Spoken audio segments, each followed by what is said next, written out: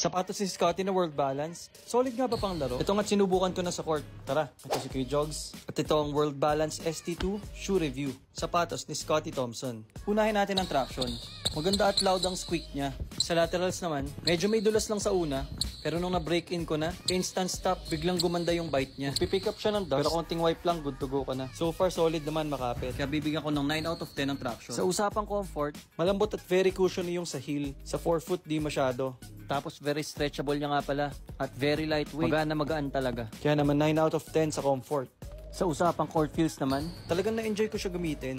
Kaya sure ako nagagamitin ko ulit sa 5v5 to. Kaya ang court feels na bibigyan ko ng 10 out of 10 solid. Sa durability nga pala, mabilis lang mag-pick up ng stain dahil puti. Pero ang outsole ay very durable. Sa usapang fit nga pala, follow nyo lang euro sizing nyo. Pagdating sa aesthetics, materials, and price, sa halagang 4,000, di ka nalugi. Sulit.